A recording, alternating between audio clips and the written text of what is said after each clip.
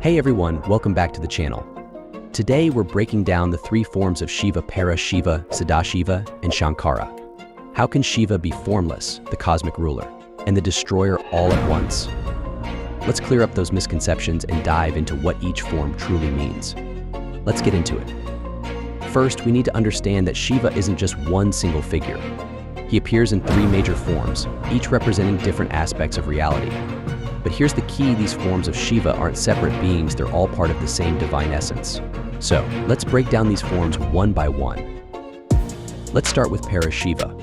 This is Shiva at his highest, most transcendent form, completely formless and beyond all physical and conceptual limitations. Shiva is often identified with Brahman, the ultimate reality, or Purusha. This is the formless, infinite consciousness that exists beyond time, space, and everything in the universe.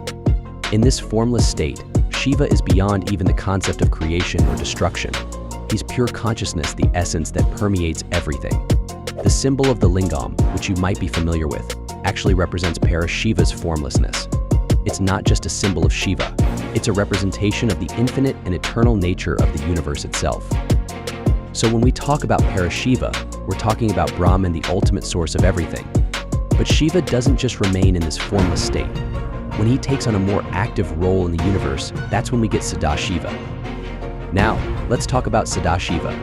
Sadashiva is the aspect of Shiva who bridges the gap between the formless and the material. He represents both the ultimate reality and the dynamic force that runs the universe.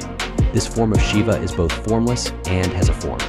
Sadashiva is often depicted with 5 faces, symbolizing his control over the 5 cosmic functions: creation, preservation, destruction, concealment, and grace. While Shiva is the infinite consciousness, Sadashiva is the one who manages the universe.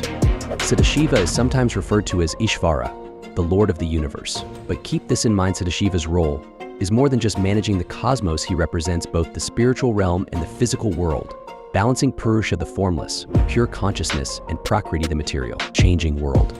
In simple terms, Sadashiva is the cosmic manager who governs everything from the unseen to the seen realms. But here's the twist: when Sadashiva chooses to manifest in a fully physical form, we get Shankara. Finally, we come to Shankara, the form of Shiva most people are familiar with. Shankara is the manifestation of Sadashiva, the physical form that interacts with the world. He's also part of the Trimurti, where he plays the role of the destroyer, alongside Brahma, the creator, and Vishnu, the preserver.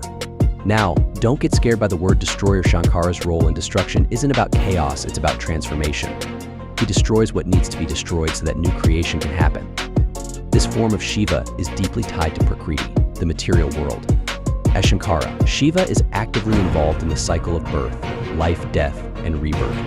Even though he is known as Shankara, he's still Shiva. He meditates on Mount Kailash, lives a simple life with his family, and is there to restore balance when the universe needs it. When we refer to Shankara or the Trimurti, we use the term Bhagavan, which means the blessed or fortunate one. So while Shankara is a physical form of Shiva, he's still connected to the higher aspects of Sadashiva and Shiva. He's the part of Shiva that interacts directly with the material world while still being linked to the cosmic force behind everything. To sum it all up and clear any misconceptions: 1. Shiva is the formless ultimate reality, also known as Brahman or Purusha. He is beyond time, space, and form, symbolized by the lingam. 2. Sadashiva is the eternal cosmic ruler, embodying both form and formlessness while managing the entire multiverse. He is referred to as Ishvara for representing the supreme controller and personal god, reflecting the divine and accessible aspects of Shiva. 3. Shankara is the manifestation of Sadashiva, the form of Shiva that directly interacts with the physical world. As part of the Trimurti, Shankara is the destroyer, but more accurately, the transformer of the universe. We refer to Shankara as Bhagavan.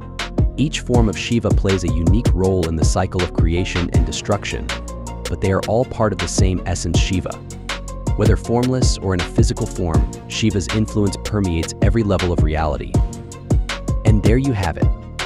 Shiva isn't just the destroyer, he's the formless essence of the universe, the eternal cosmic ruler, and the force of transformation.